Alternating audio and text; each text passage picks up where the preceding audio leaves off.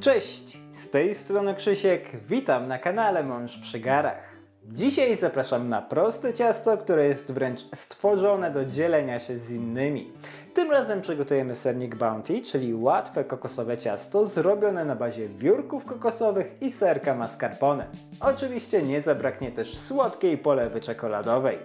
Jak zawsze zachęcam do zostawienia łapki w górę i subskrypcji. Przy okazji dajcie znać, jakie są Wasze ulubione desery z kokosem. Zapraszam Was na film i biorę się do roboty. Przygotowanie naszego prostego deseru zaczynam od ciasteczkowego spodu. Do misy malaksera przekładam 300 g ciastek czekoladowych. Ciasteczka rozdrabniam do uzyskania konsystencji piasku. Ja używam akurat takich z kremem, ale nie ma to większego znaczenia. Równie dobrze sprawdzą się kakaowe herbatniki lub ciastka z czekoladą. Weźcie to, co lubicie i macie pod ręką. Nie musicie też korzystać z malaksera, woreczek strunowy i wałek zadziałają równie dobrze. Zajmie to chwilę dłużej, ale efekt będzie podobny. Po uzyskaniu odpowiedniej konsystencji dodaję do ciastek 80 g rozpuszczonego, wystudzonego masła. Zawartość misy mieszam krótko na niskich obrotach, tylko do równego rozprowadzenia tłuszczu w ciasteczkach.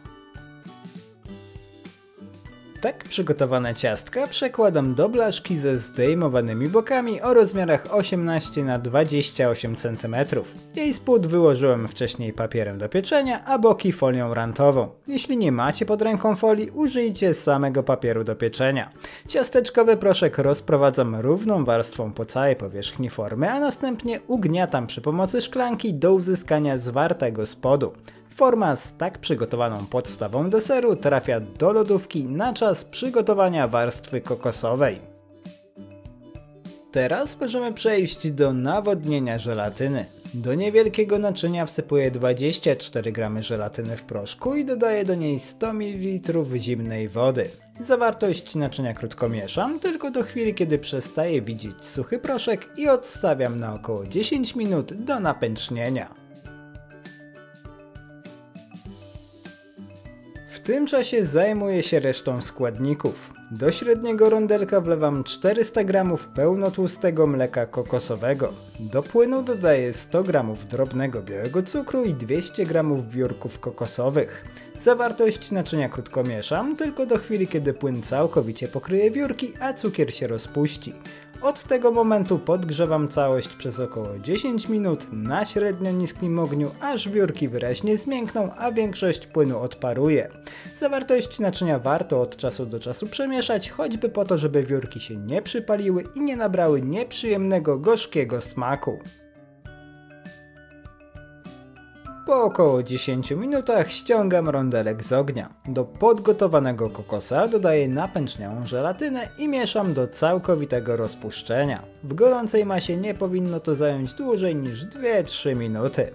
Następnie dodaję 50 ml likieru kokosowego, wybierzcie swój ulubiony i 1,5 łyżeczki pasty waniliowej. Jeśli nie macie pod ręką pasty, możecie użyć ekstraktu lub podmienić część cukru na taki z wanilią. Ponownie krótko mieszam całość tylko do rozprowadzenia dodatków w kokosie i odstawiam na godzinkę, może 2, do momentu aż masa kokosowa osiągnie temperaturę pokojową i będzie neutralna w dotyku. Kiedy masa kokosowa jest już wystudzona, przechodzę do następnego kroku. Do dużej miski przekładam 500 g zimnego serka mascarpone. Serek rozcieram przy pomocy silikonowej szpatułki tylko do chwili kiedy stanie się gładki, a jego konsystencja będzie w miarę luźna. Sporo przepisów mówi o ucieraniu mascarpone przy pomocy miksera, ale moim zdaniem nie jest to potrzebne. Jeśli chcecie, utrzyjcie serek, ale uważajcie, żeby się nie zważył. Po roztarciu mascarpone dodaję do niego wystudzone wiórki kokosowe. Zawartość naczynia krótko łączę ze sobą przy pomocy silikonowej szpatułki, tylko do chwili kiedy mascarpone się rozpuści i otuli kokosa. Jeśli mascarpone jest bardzo zimne, masa może zacząć szybko zastygać, dlatego warto cały proces przeprowadzić dosyć szybko i sprawnie. Tak przygotowaną serowo-kokosową masę przekładam na przygotowany wcześniej spód z ciasteczek i rozprowadzam równą warstwą po całej powierzchni. Warto od razu wygładzić górę ciasta, choćby po to, żeby przygotować równą powierzchnię pod polewę czekoladową. Im lepiej wyrównamy całość, tym ładniejszy będzie efekt końcowy. Tak przygotowane ciasto odkładam do lodówki na około godzinę do zestalenia wierzchu masy serowej. Po około godzinie zabieram się za przygotowanie polewy. Do niewielkiego naczynia przekładam 200 g grubo połamanej czekolady mlecznej i dodaję do niej 100 ml 36% śmietanki. Naczynie wstawiam na około minutę do mikrofali. Mniej więcej co 15 sekund wyjmuję miseczkę z mikrofali, mieszam jej zawartość i ponownie podgrzewam. Czynności te powtarzam do uzyskania gęstej, gładkiej polewy. Nie odstawiajcie naczynia do mikrofali na zbyt długo, bo czekolada może się przypalić, a wtedy trzeba będzie zacząć od nowa. Po uzyskaniu gładkiej, gęstej polewy wylewam ją bezpośrednio na wierzch masy kokosowej i rozprowadzam równą warstwą po całej powierzchni. Różnica temperatur sprawi, że polewa zacznie dosyć szybko zastygać, dlatego trzeba to zrobić od razu, inaczej możecie mieć problemy. Tak przygotowane ciasto ponownie trafia do lodówki na kilka godzin, a najlepiej na całą noc do całkowitego zestalenia masy kokosowej i polewy.